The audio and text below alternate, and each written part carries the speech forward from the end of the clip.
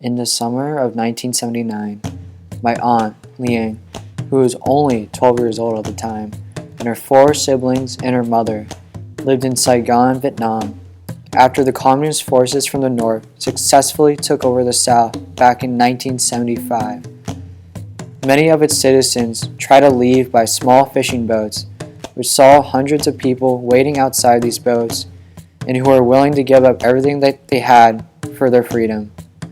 But the problem at the time was that the Vietnamese couldn't leave the country, so only the upper class could afford to get onto the boats in order to get out of the country. This is what my aunt and her family were able to do.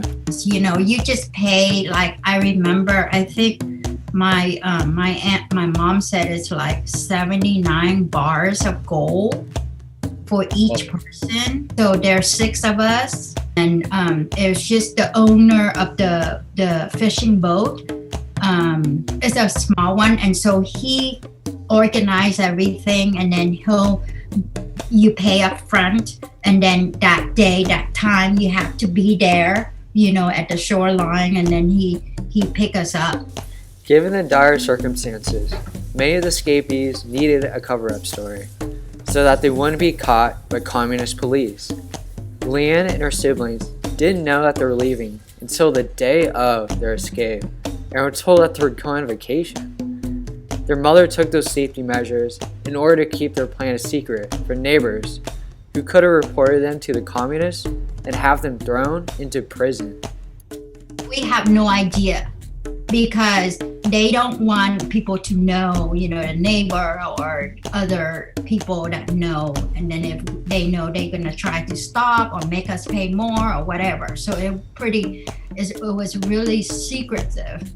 When Leanne and her family of six paid 79 gold bars for each person, and when they kept their plan a secret from everyone that they knew, only then were they able to get on a fishing boat and escape the mainland.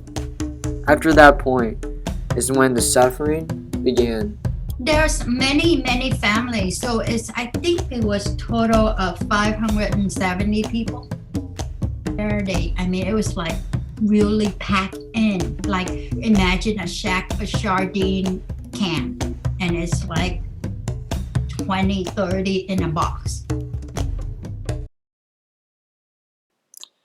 After a 6-day journey, Leanne, who was only a little girl, witnessed hell on earth when she arrived on a remote island off the coast of Indonesia called Kuku Island.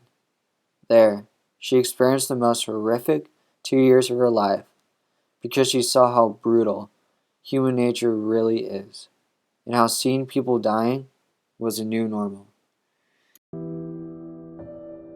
So I'm 53 years old now. So I suffered 30 years.